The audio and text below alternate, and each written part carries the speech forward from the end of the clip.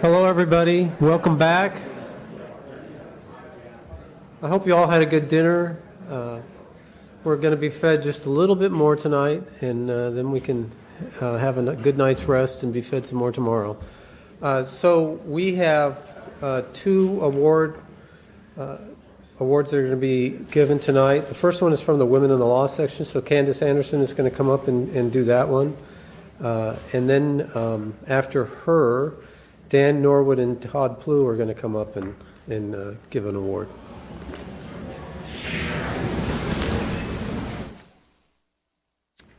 Good evening, everybody. As was mentioned, I'm Candace Anderson, and I have the privilege of being the International J. Reuben Clark Law Society Women in Law Chair. And each year, the Women in Law Committee of the Society recognizes an individual that is doing exemplary and extraordinary things. Last year, we renamed the Service Award that we had been doing annually the Rebecca Van Eidert International Women in Law Service Award in honor of one of our friends, our colleagues, Rebecca Van Eidert, who was tragically killed in a car accident just over a year ago. This year, we are honoring another remarkable, exemplary woman, Susan Griffith. She is the executive director of the Timpanogos Legal Center, a nonprofit organization that is dedicated to recruiting, training, supporting local attorneys in providing pro bono services to people who cannot afford legal representation. She has been a part-time instructor at BYU's J. Reuben Clark Law School and is the director of the Family Law Clinic. She has taught doctrinal classes on family law. She has also taught self-service learning courses in elder law, domestic violence intervention, child advocacy, and domestic relations. Susan has worked extensively in the community, including serving as the chair of the Utah County Child Abuse Prevention Team, the chair of the Protective Order Committee on the Utah County Domestic Violence Coalition, a board member of the Wasatch Mental Health Advisory Board, and board member for the Utah Crime Victims Center. She graduated with a degree in psychology from BYU in 1984, went on to law school and received her JD from the J. Reuben Clark Law School in 1987. She lives in Highland, Utah with her husband, and they are the parents of 5 remarkable, amazing children. Tonight, Susan could not be with us in person, but you will get to hear from her. She will be accepting the award from Utah, and she'll be sharing with you her passion for helping domestic violence survivors, sexual assault, and child abuse victims. So now you get to hear from Susan, and we will be presenting her when we see her back in Utah with this beautiful Rebecca Van Eidert Award with her name on it. Thank you so much.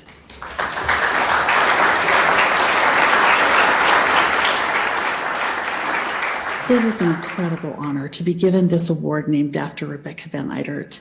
Before Rebecca became a colleague at the law school, I had the opportunity to talk to her about the amazing pro bono project she was organizing at Fragaman. She spoke with such passion and enthusiasm about the work. When I learned I was receiving this award named in her honor, I contacted her brother Bert, who is also an attorney. I asked him if she had ever talked to him about why she made service such a core part of her career. I loved his answer. He said she didn't talk about service, she was service. It's who she was. He described watching her from her youth organizing service projects which continued throughout her life. I love that spirit. I was asked to share a few thoughts about service. My passion is working with survivors of domestic violence, sexual assault, and child abuse.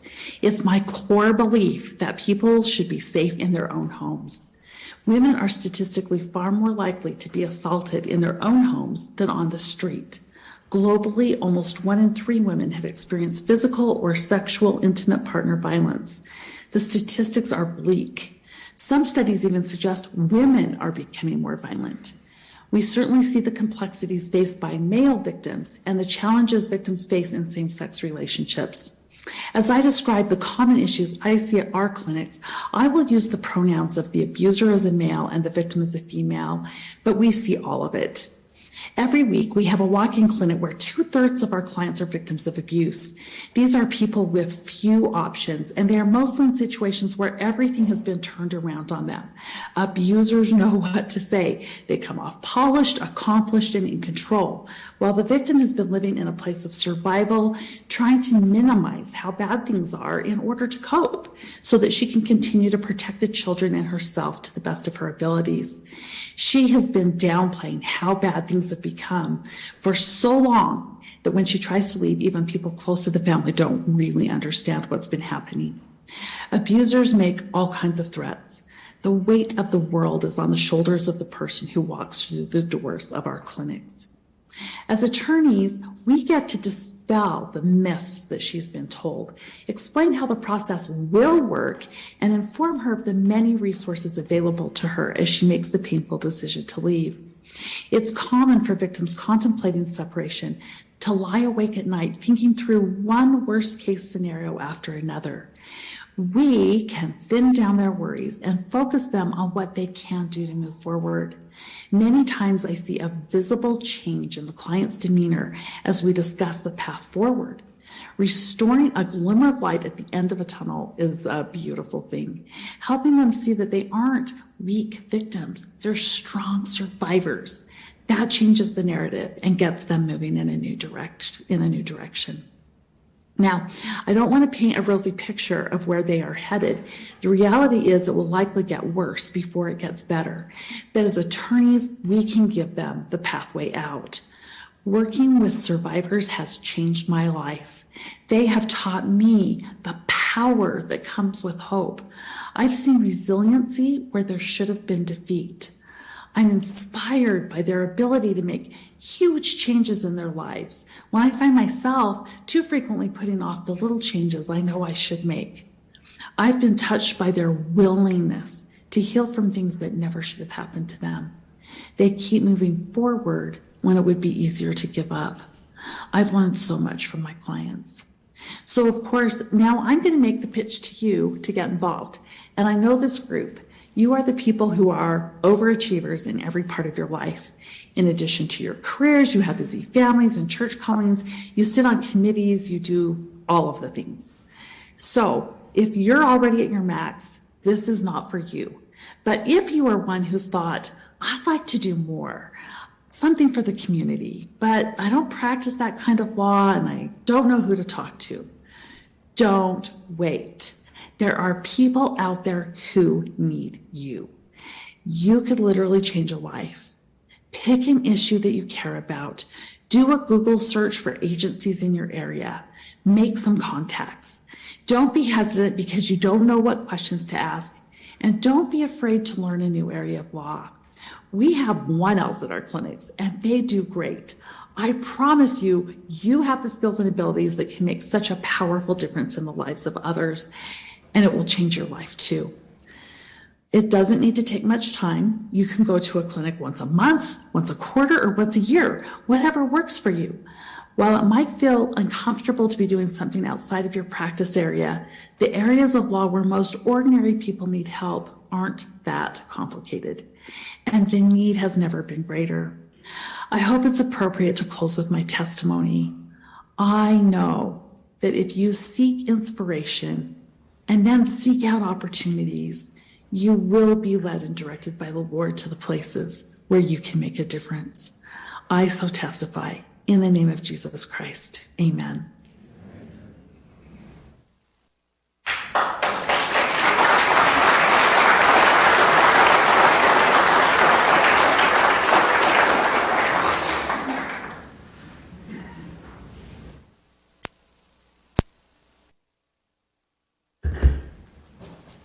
Okay, good evening. I'm Judge Todd Plew.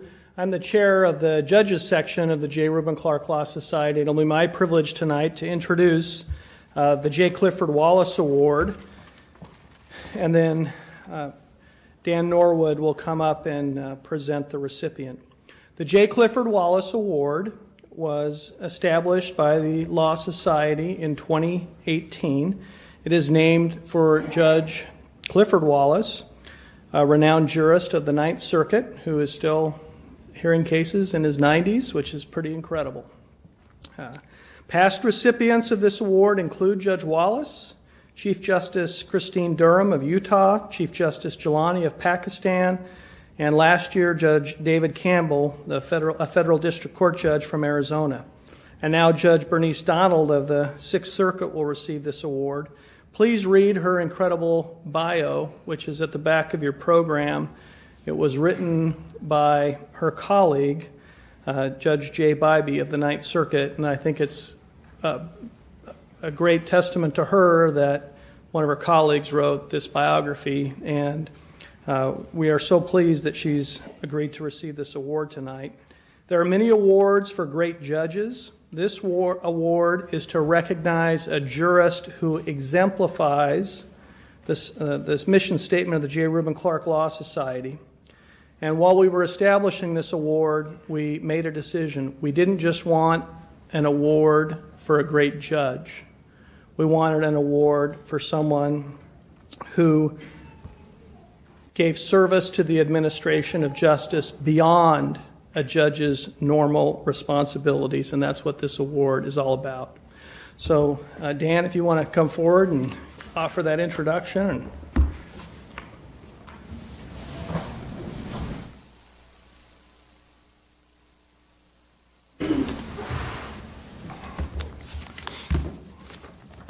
Thank you, Judge Bouie. As an attorney who has prosecuted employment discrimination cases in Memphis, Tennessee for the last 43 years, I want to first say I'm inspired by the theme for this annual conference of the J. Reuben Clark Law Society this year of Who is My Neighbor, and focusing on the role of lawyers in ensuring civil justice or civil rights and social justice in our country. And I'm humbled and honored to have been asked to introduce our keynote session speaker this evening and the recipient of the J. Clifford Wallace Award that Todd Bouie just described to you. Going back a few years to my last year of law school in 1977, I want to tell you about two remarkable women that I met my last year of law school. The first, who became an instant friend, was a woman named Deborah Chavez, who I didn't see for 7 years after I graduated. Then I crossed paths with her, and 3 months later I asked her to marry me, and thankfully she said yes. Okay? And a month, and when I asked her to marry me, she asked me to take the discussions from the missionaries in her church, and I said, I'm eager to. I want to understand your religion if I'm going to marry you. A month after I was married to her, I was baptized a member of the Church of Jesus Christ of Latter-day Saints. I'm so thankful for that blessing and the friendship that I made in 1977 with that wonderful, amazing woman.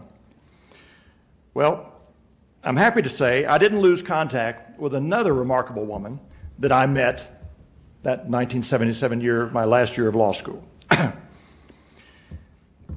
because I was able to help her win her first successful campaign to become a General Sessions criminal court judge in Memphis, the first African-American woman judge in Tennessee, named Bernice Bouie Donald, who's here today. But that was just the first of many barriers that Bernice Donald overcame and broke to become what I call a shining example of the progress that we've been making in ending discrimination against women and African Americans in our legal system in this country. Now, you can read her extensive accomplishments, and they are remarkable, as Judge Tew just told you about. But I do want to give you a brief summary of some of them, because you need to understand who this remarkable person is. After that first General Sessions judgeship, she became the first African American woman to serve as a federal bankruptcy judge in America. Next, she became the first African American woman to serve on the federal bench in West Tennessee, in Memphis. From there, she became the first African American woman to serve on the Sixth Circuit Court of Appeals. Indeed, she became such an example of our progress in ending discrimination in our legal system that in 2020, the American Bar Association created the Bernice B. Donald Diversity, Equity, and Inclusion Award. Is that not remarkable? Great tribute to her. Last month, Judge Donald retired from the Sixth Circuit Court of Appeals and announced she was joining Resolute Systems to become a mediator or a peacemaker. And I want to especially commend Judge Donald for this newest amazing chapter that she's opening in her life by reminding her of that famous Sermon on the Mount that Jesus Christ gave that's recorded in the 5th chapter of Matthew, verse 9, that says, "Blessed are the peacemakers, for they will be called children of God." Judge Donald, I've long felt you are a special child of God. And I congratulate you and thank you for now making it official. You are becoming a child of God as a peacemaker and mediator. And I can think of no one more deserving of the J. Clifford Wallace Award that Judge Plew just described than you. And I welcome you to come forward now for him and I to present it to you.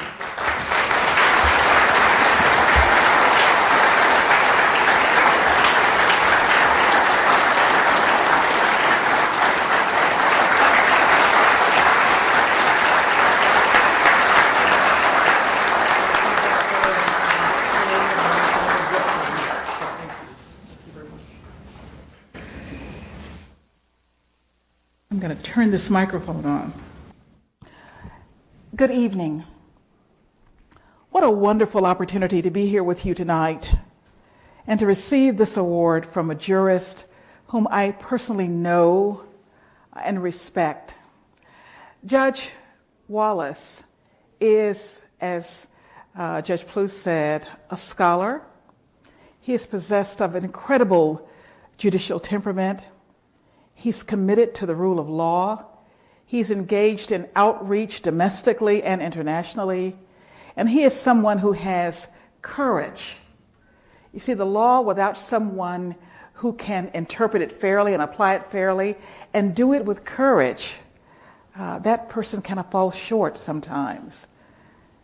But he is someone who has great vision, great energy, and an abounding commitment to the rule of law. And to get an award named in his honor is really, I think, an exceptional and extraordinary event in my life. And I thank you so much. Thank you very much.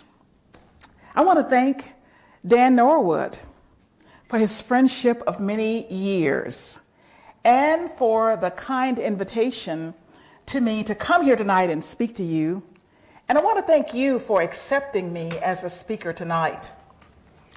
Mr. Hardy, thank you for your patience in working with me to get here today and to get materials to you. You are indeed a patient man, and I am grateful to you. I want to just talk with you tonight because I've thought a lot about who is my neighbor.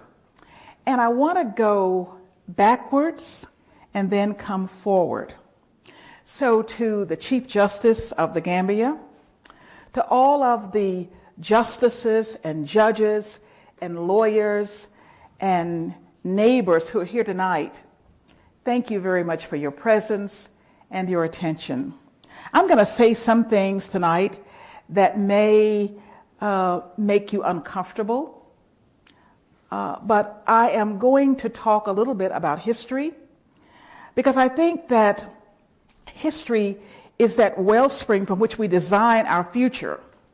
And we have to always be mindful of that history as we try to design a path for our fellow man for the future, one that includes those notions of equality that we have always extolled in our writings and that we have striven to make a reality. Let me, first of all, thank the technician, because if I get stranded tonight, he's going to help me. So I'm going to turn on this screen now.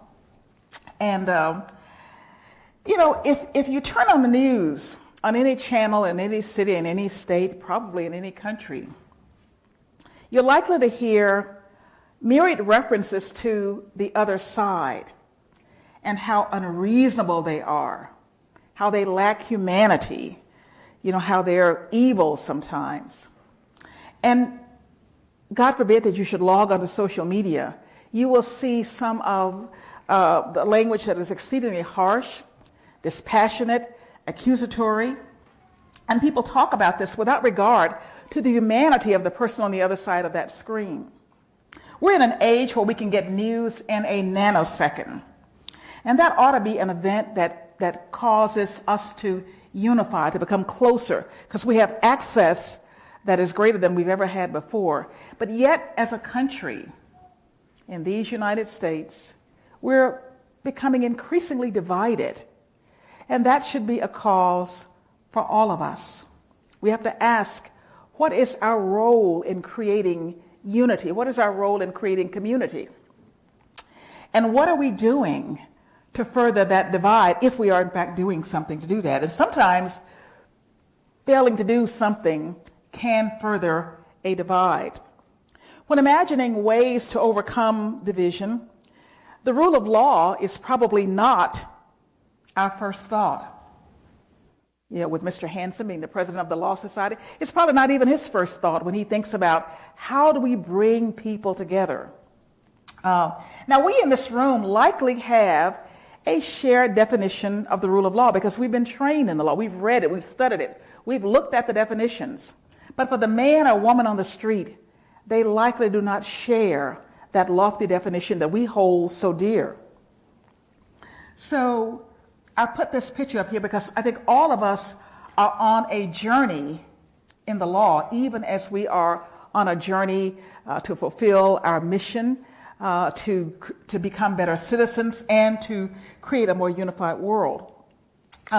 So what is the rule of law? Well, the formal definition would encompass a system of written, transparent laws applied equally and fairly to citizens and institutions within a country, state, or community.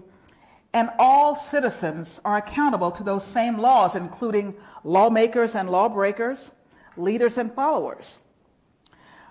For me, it was that variance between the written law and my lived experiences that caused me to begin that journey, a 43-year journey in the law, 40 of those years as a judge.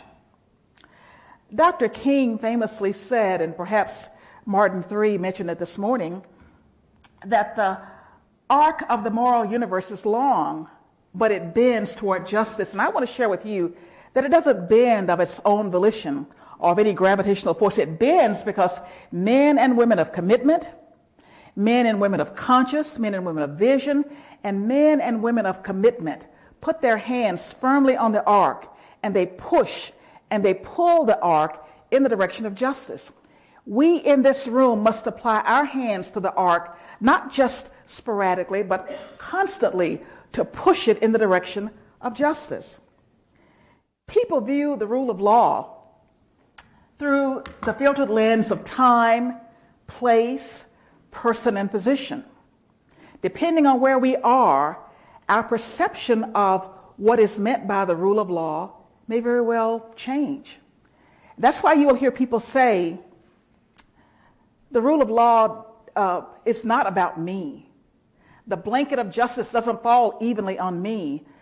When we talk about the rule of law, we're talking about that other group of people. And the law is an oppressive tool when it comes to me. The law is there to ennoble other people, but not me. But we live in a country where that founding principle says that the law should be applied equally and fairly to everyone. So people, depending on their level of comfort, their racial or social privilege, their economic well-being, their support network, and other things like that will shape their perspective of the law.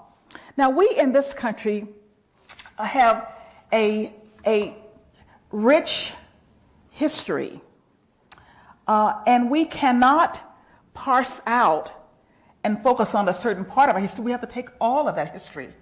We just finished celebrating or commemorating Black History Month, African American History Month.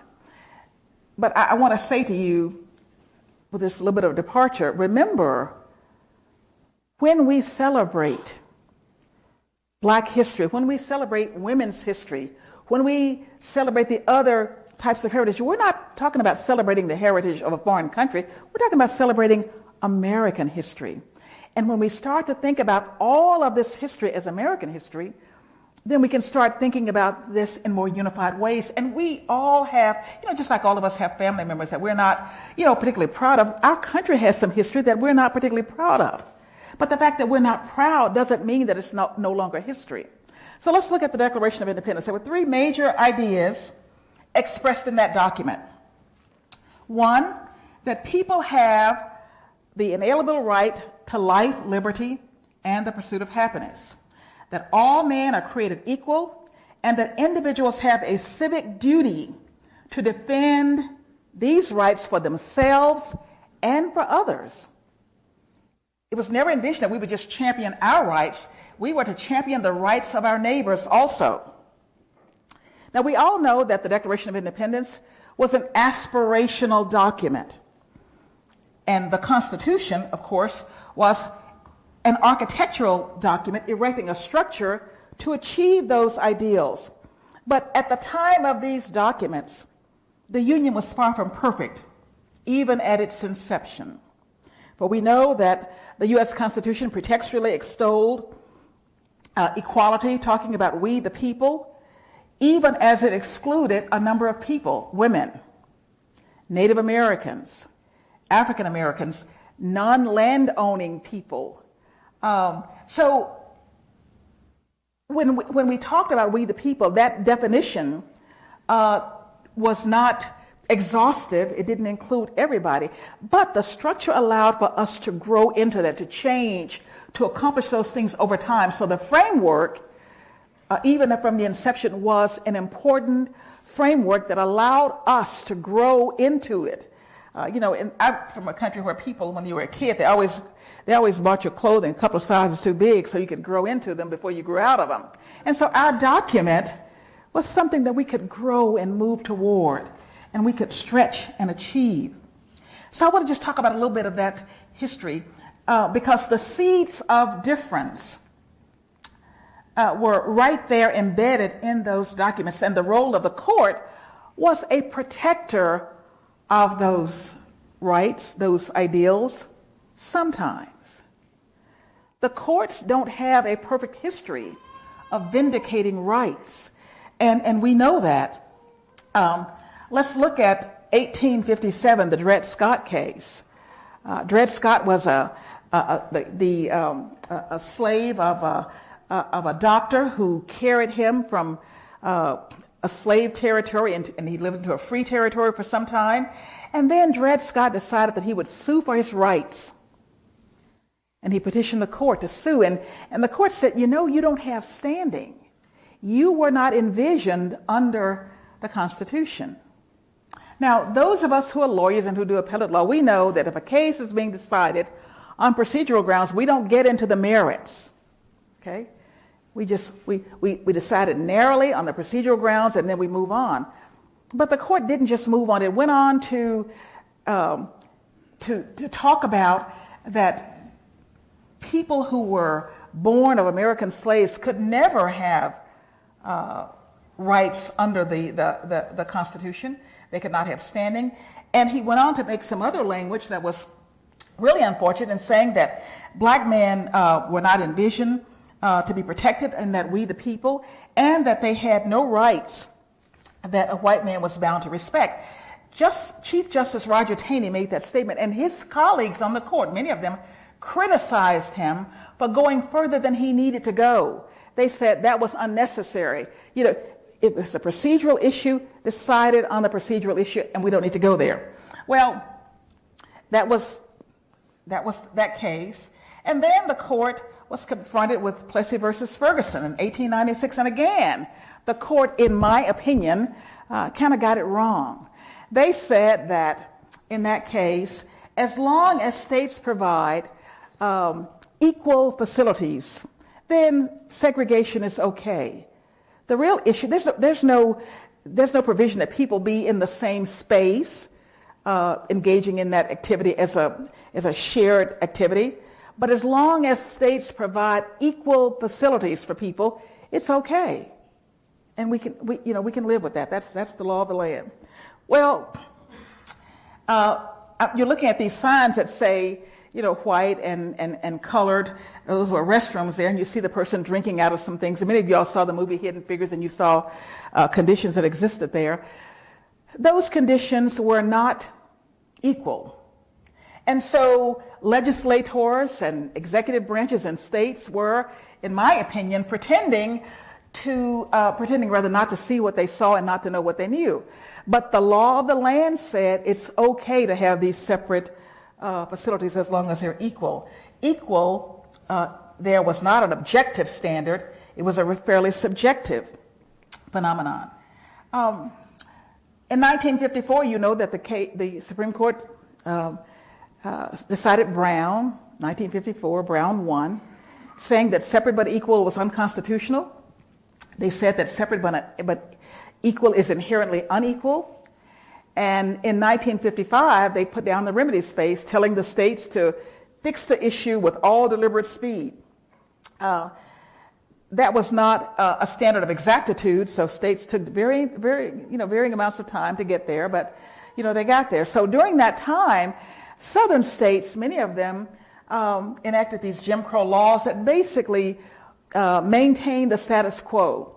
And you're looking here at people in the waiting room. I believe this is of a bus station, but these conditions existed in doctors' offices, in shopping centers, in restaurants, in train stations, and all over the place. 1956, a group of 100, I believe, and one federal legislators came together, and they drafted the Southern Manifesto. And in the Southern Manifesto, they said some things that you will have heard today. They said that the court exceeded its authority in deciding Brown. They went on to say that the unwarranted decision of the Supreme Court in the public school cases is now bearing the fruit always produced when men substitute naked power for established law. And we hear people talking about that today with the court. If the court rules in a way that a group doesn't agree with, then it's like, okay, the court had no business doing this. And some of the lower courts are even criticized for those things. They said that we regard the decision of the court in the school cases as a clear abuse of judicial power. It climaxes a trend in the federal judiciary undertaking to legislate in derogation of the authority of Congress and to encroach upon the reserved rights of the states and the people. They said the original Constitution doesn't mention education. It doesn't mention education anywhere. And so the court just grafted unto itself this power to get in there and decide issues relating to equality of education. They went back in 1966, they went back to Plessy and cited some of that language in support of their position. So looking back at that, even in 56 and 54, you could see that there was some movement that was beginning. But I give you that to tell you that laws are not self-executing. You can have great laws, but without men and women of goodwill and men and women of commitment and men and women who are willing to put their hands against the ark and push and pull, all you have is wonderful sounding laws. Let me show some personal things. Remember, Brown was decided in 54, remedies in 55. Well, the first of the Brown cases was filed in 1951. So I'm telling my age now. So I was unborn when the first Brown case was filed. I was 3 years old when the court decided Brown 1, 4 when it decided Brown 2. And I began school in 1957, 3 years after Brown 1. And this was the school that I enrolled in. It was called the Union School.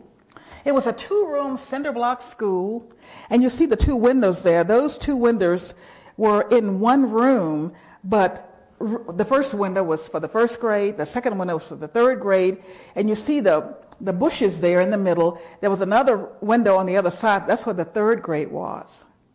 So that was our school. It had those two rooms.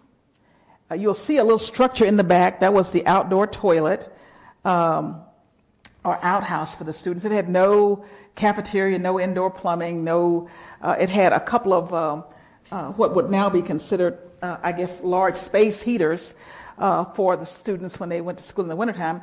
And the rest of the black kids who went to school up through the 8th grade, they went to school at the single-room black church across the cemetery. Those students would get these huge 10-gallon milk things and bring water down for the young kids at the Union School to have water to drink. And Mississippi said, okay, there's an educational facility, and that's equal. Now, I want to show you, at the time we were going to the Union School, where our white counterparts were going. This was the Olive Branch High School. This picture was taken later than then, but the school was the same. This was the school that they were going to. This was equal to the Union School. Now, I know these are grainy old black and white pictures, but I hope you can see that there is a marked difference between these two facilities. I think you'd have to suspend your imagination to find in there any notion of equality. Well, the federal government was putting pressure on Mississippi. They were saying, you got to change, you got to do something. If you don't do something, you're not going to get any more federal money. And so in 1958, Mississippi finally said, okay, we're going to do it, but we can't just do it overnight. So they implemented the choice plan.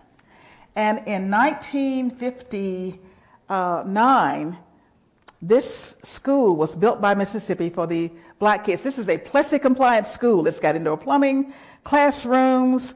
Every teacher has her own classroom. At the black church, I was telling you about where the other kids went to school. It was a single room facility. And there was one teacher for grades 4 through 8. And they would pull pews together. So these 3 pews might be the 4th grade. These 3 might be the 5th. On and on and on. But the same teacher taught all the grades. My sisters went to that school, some of my older sisters, and they all talk about Miss Goff, who was the teacher. Now, if you can imagine what that must have been like for one teacher teaching grades that spanned that spectrum, I don't know how she did it, but whatever they paid her, it wasn't nearly enough. So let me move on. This is the Olive Branch High School today. It's a wonderful school. It is fully integrated. And in 1967, for the first time, Mississippi allowed the black kids to go to the white school. So in 1967, I was going to the East Side High School, which was this school. I transferred from there to the Olive Branch High School, that school. And that's the school from which I graduated. But as I said, this is the school now. We talk a lot about education, but we don't talk about some of the other daily activities that segregation impacted. So I'm going to show you a picture now, and I should be embarrassed to do this, but I'm not. I mean, I'm fearless. I got booed off the stage in the 7th grade, so, I'm nothing gets me. So here, this is a picture of me. I'm the oldest person in the picture with some of my younger siblings. And those of you who have smartphones, if you look back to May 17th of 1962, you will see that that's a Thursday, because Thursday was the day that African Americans could go to the zoo in Memphis. Olive Branch, my hometown, was only about 20 miles south of Memphis, so we could go to the zoo on Thursday, and we are at the zoo there taking this picture. Now, I know we look like we're afraid that any minute the animals are going to pounce on us, but that's just how we were. There was no threat of danger to us. We're just posing for a photo. And when the zoo was open on Thursday for the blacks to go, the zoo put out this sign, "No whites allowed in the zoo today." That was the Memphis Park Commission. And that was to avoid the race mixing. So it was also the same kind of segregation in the movie theaters and restaurants and bus stations. And if you were an African American living in Memphis at that time, if you went to the store to buy something, a garment, whatever you bought, if it didn't fit, tough. You could not take it back, and you could not try it on. So you had to look at it and hope that it fit, because you were not permitted to try on clothing in the stores at that time, and you certainly were not permitted to take anything back. These were some of the just customary homes that some of the people who lived out in the country areas. These are homes that sharecroppers occupied in many places in the South. This one, I believe, is from Arkansas. One of the other things, since we're talking about religion, we worship the same God, but here, for black church members who wanted to be baptized, and they didn't have a baptismal pool, people were baptized in the pond. But the African Americans had to stand on the side of the pond and wait until the whites had been baptized before they could go in and do their baptismal.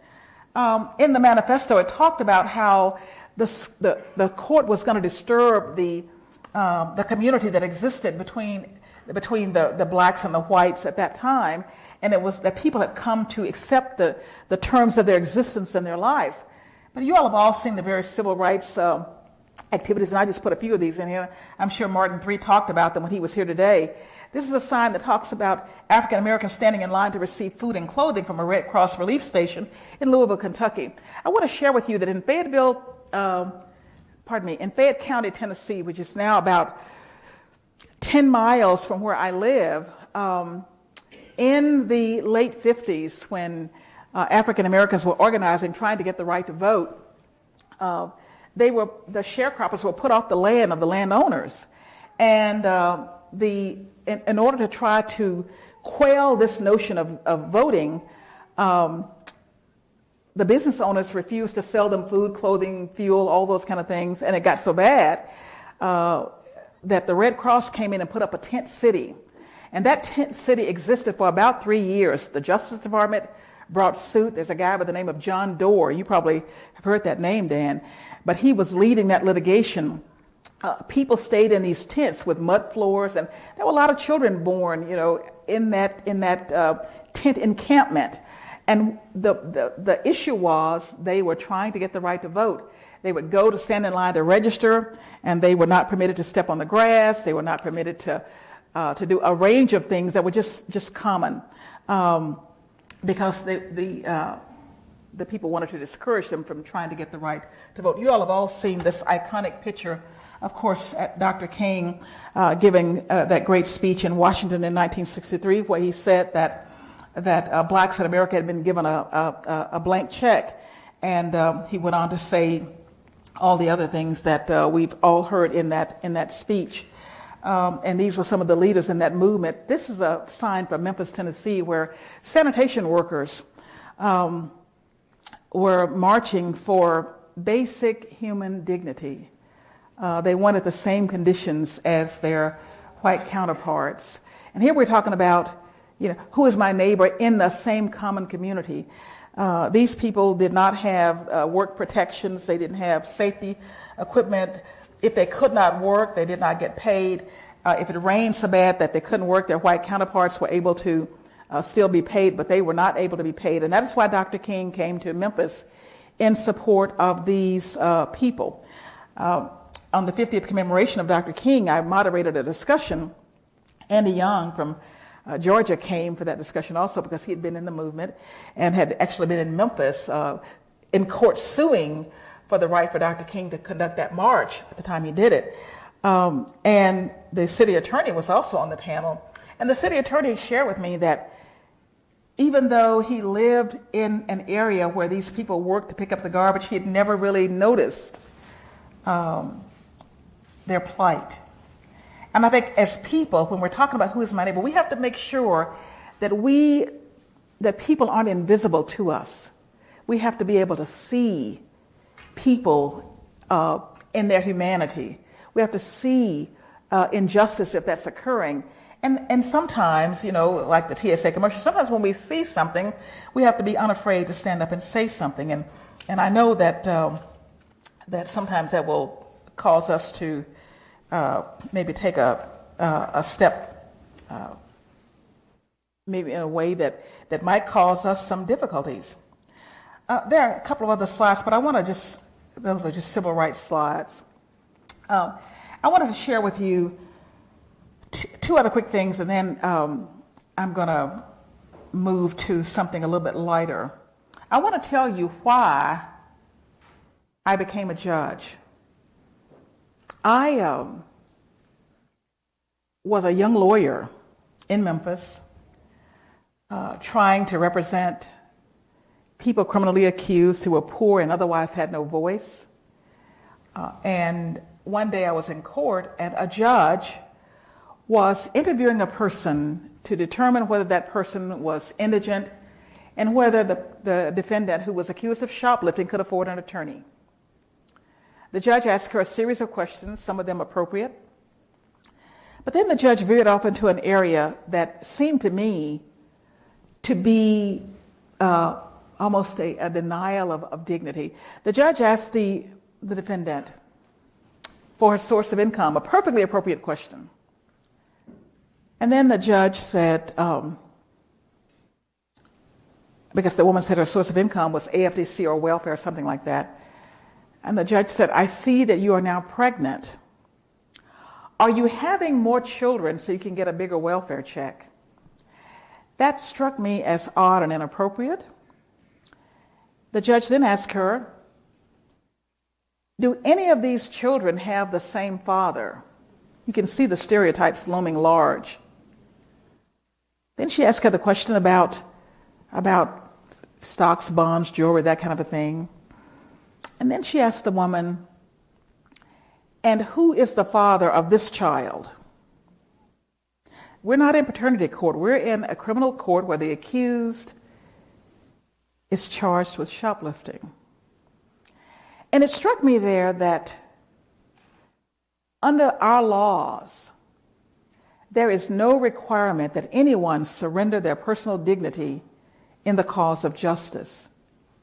And we should never require anyone to abandon or surrender their dignity, their humanity, in order to get justice. And I thought at that moment, I can do better than that. Now, I would love to tell you that I was courageous and that I ran against that judge. I did not. There was a vacancy, and I ran. And even though it was a vacancy, it was kind of an uphill battle. But thanks to people like Dan and others who took a chance on me, I was able to win that election. And I never abandoned my commitment of according dignity to everyone, because that is so important. You may not have money, you may not have means and power, but you ought to always have dignity. And we ought to always recognize the humanity in each other. I've gone to a lot of countries around the world, and one thing I have found is no matter where I have gone, and I've gone to every continent except Antarctica, I have found that people basically want the same thing. They want safety and security for themselves and their family. They want to be able to achieve their God-given potential. They want their children to have a better life than they had. They want to be able to exercise their religious beliefs, their faith.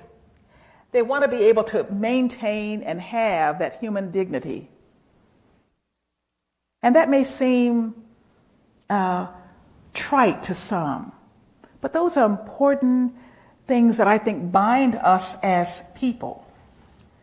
And I found them to be present everywhere I've gone. On September 17th of 2022, Judge Don Willett, a Trump appointee on the Fifth Circuit, and I wrote an op-ed. And we talked about how to overcome some of the tribalism that we see each and every day. And we gave some prescriptions. And I'm going to just share those with you briefly now. This was published in the Washington Post. We said that people need to log off. We spend so much time on social media where there's no one really to check our beliefs, our biases, and we're just kind of spewing out things without really thinking how they may be received, who they may hurt. and whether or not there's any basis in fact. We all have beliefs, but sometimes, our beliefs may not be well-founded.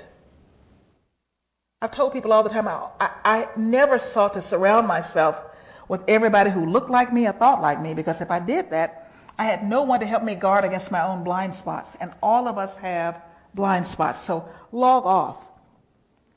Online incivility seems to fuel a lot of this boorishness that we see in life today. The next thing we said is learn up. Focus on education. There was a time when we read the great works and we read the newspaper and we really talked about ideas more so than people. Now you hear all the time that our civics IQ is way down, that many people don't know the three branches of government. And when you talk about a Supreme Court justice, people think that Judge Judy is one of those justices. The judicial branch is likely the least understood, and because judges can't go out and defend their positions, we speak through our opinions. People have a view. They believe that judges are politicians. They believe that judges are deciding cases on ideological grounds because they don't know. And that's being fueled in a lot of different areas. And the next thing, reach out. Judge Willett and I thought that it was really important, because people think judges are in these camps. We thought it was important that I, an African-American woman appointed by Obama, and Judge Willett, a male white appointed by Donald Trump, that we could come together and agree on something and write it and put it out there. Because we agreed on those things, we think it's important. Democracy and building and keeping a democracy is not a spectator sport. It requires our active participation through education, through learning, and through eliminating ideological, religious, and other kind of biases that may exist. We also encourage people to pull back, not to view everything through a political prism.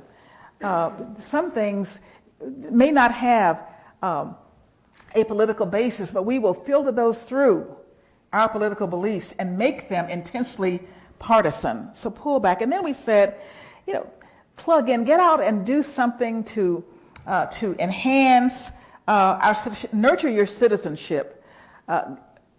Do the kind of things that you're doing. Go out and build community. Go out and help foster through service projects, through talking to people, through sharing stories, and through learning about other stories. All of that helps us. When we see and know each other's stories, I think we can see each other in different lights. And finally, open up. Engage in difficult conversations. We avoid those things because we don't want to offend. We can engage in difficult conversations and still be respectful, and we can move the needle on building community. We can engage in conversations around religion, around race, gender, sexual orientation. And I know a lot of those conversations took place during this conference. And it's important to have those conversations in order to close some of that gap. I had a lot of experiences that stay with me today from when I when I changed schools. And for those people who ended up with a high school class, I'm envious of those people because I didn't have that. I was in the physical space, but I was not of the class. And so when you talk about your high school classmates, that's something that I, didn't have. I don't have. I never got to know those individuals. We were just there together and we moved on. And I'm sure we're all somewhere in the world now, but I don't know that. But it's important to learn each other's stories. And it's important to make certain that we build on those lessons of the past so that we can become better people today. I shared one experience that occurred, and somebody asked me afterwards, how did you avoid being bitter? My mother was a woman with a 7th grade education, but she was a woman of deep and abiding faith. And she gave us some lessons that I believe are appropriate for me to share with you today, because those lessons are part of who I am today. I tell people that law school taught me to be a lawyer, but my mother taught me to be a judge, because she taught me about fairness. And she taught me about decency, and she taught me about respect and hard work.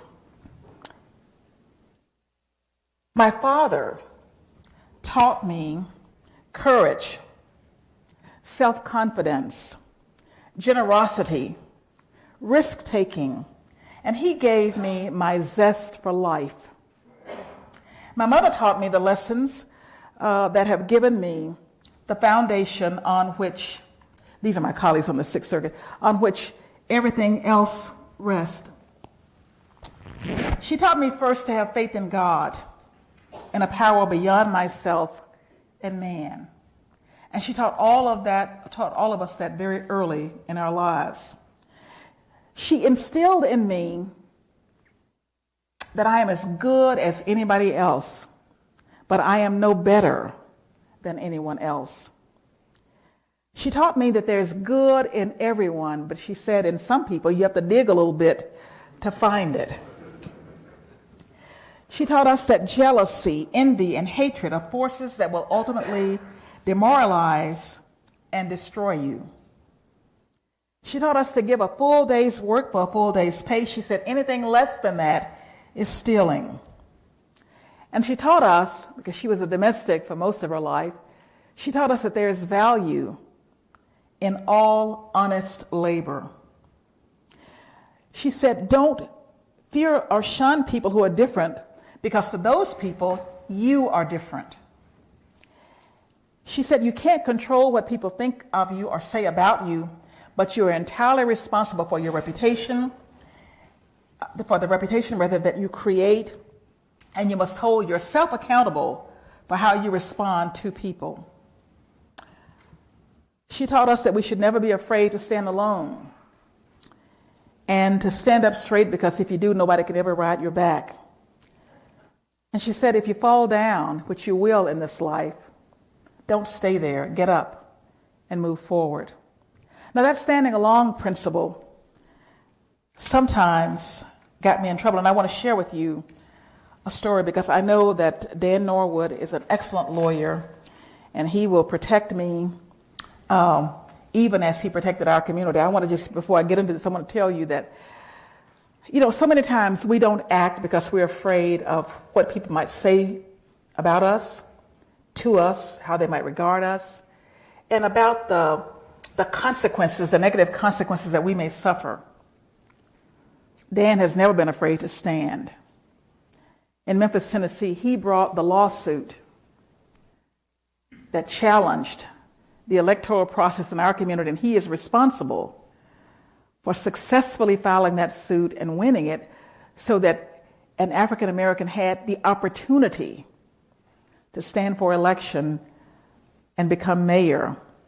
And Dan is responsible for, in 1991, Memphis getting, no matter what you think about the mayor, he's responsible for Memphis getting its first African American mayor. And I am so grateful that Dan is a person who is unafraid to stand, that he doesn't measure how this is going to affect him, but he does it for the good of the community. Now, let me tell you how standing got me in, I guess, a little bit of trouble. When I was going to the black high school, not the union school, but the East Side High School, home of the Dragons, we used to have a talent program once a month on Wednesdays. We had some very talented students at that school. They could sing, they could dance, they could play instruments. And I always went to the talent program and very much wanted to be on the talent program. But when I took my talent inventory, I had no talent. Now, rational people would have said, okay, you have no talent, don't press to be on the talent program. But did I stop? No. I went to the talent coordinator and I said, look, I really want to be on the talent program. And she said, no. And I didn't stop. I went back again and I said, I'd like to be on the talent program to recite a poem. And she said, no. And I continued to press my case, because you see, even then I was persistent. And finally, I think she must have thought I am never going to get rid of this woman, so I'm going to let her be on the talent program. And so she did. She put me in the middle. Talent program was always on a Wednesday, Deborah. And so that Tuesday night, I was so excited. How many of y'all saw the movie Rocky? You know, Rocky 1. I know there were a lot of Rockies. Well, you remember when he was getting ready for the big fight? And, the adrenaline is pumping. He's back there. He's just, the energy is just really over the top. That's about the way I was, waiting for my moment. This was my moment. This was my time. I was finally going to be on the talent program. And so after some hot song and dance number finished, it was my time, Steve, to go out. There was a stick microphone standing in the middle of the stage, and I walked up to that microphone, and I stood, and I surveyed the crowd, and then I began.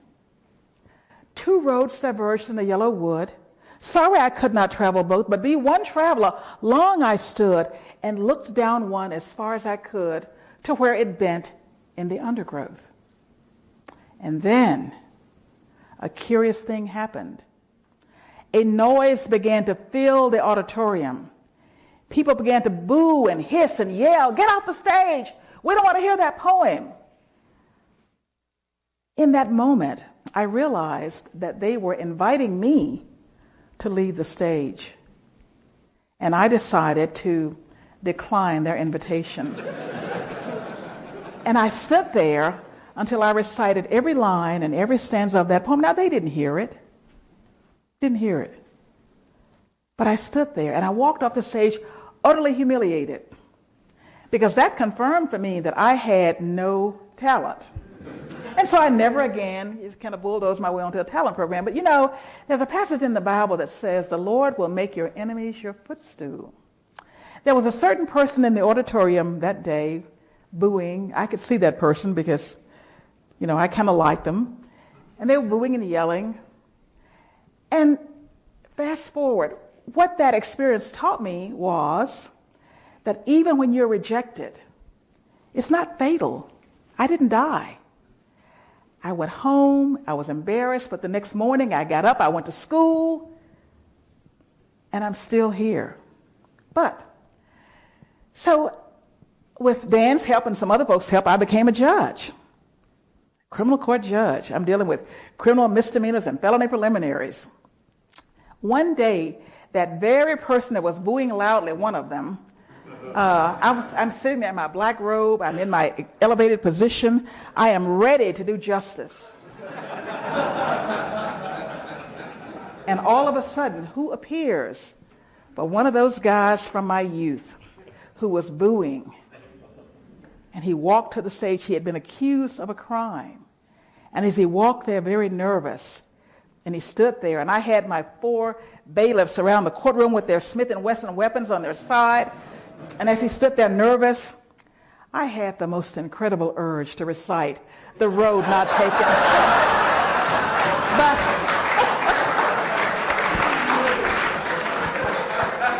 But the Lord restrained me. But it's real. I tell you that because my mother taught me to stand. If it's something I believe in, stand. And there were a lot of lessons. I didn't understand them then, but there were some deep lessons that have kept me even today. And I'm getting ready to close because Mr. Hardy told me 45 minutes, and I'm probably really close to that. But now, because Dan is here, and I know he will protect me, and he won't let you all boo me, I want to leave with you a poem, okay?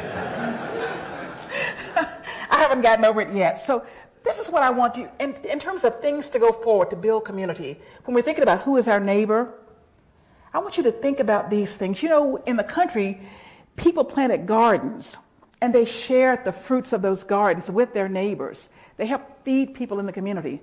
And I want you to share your bounty with your neighbors. And our neighbors are all over the place. This is the garden I want you to plant.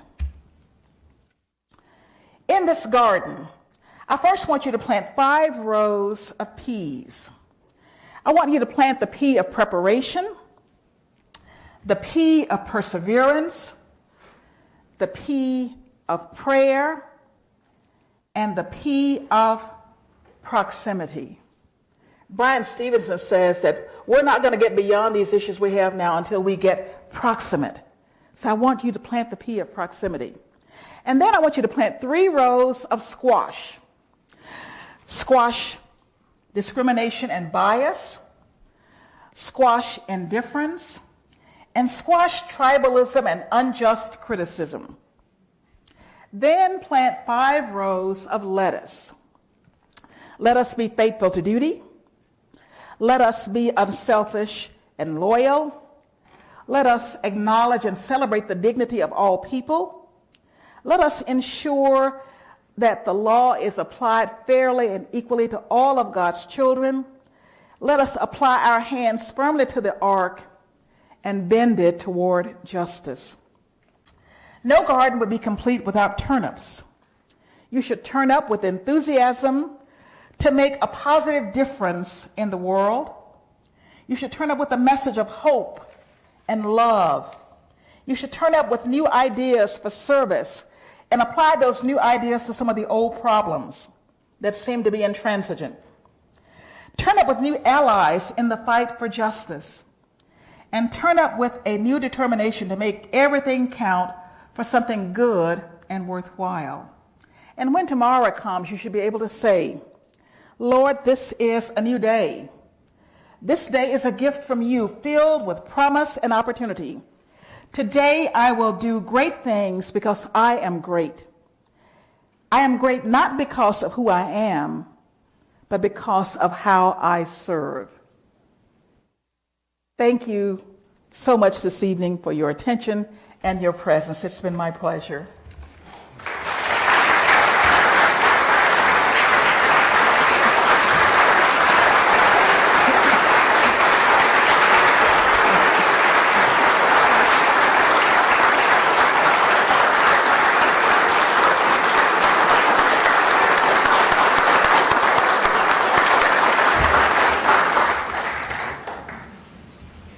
Judge Donald said in my introduction that because you become a peacemaker, you'll become a child of God.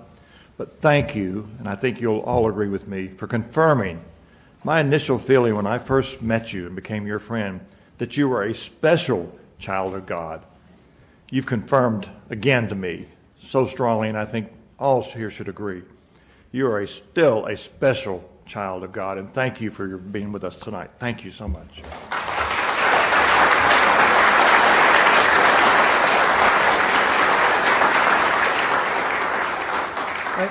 Judge Donald, I just want to add, after seeing you tonight and how you speak, I think the people at your high school were not very good judges of talent. So we're adjourned.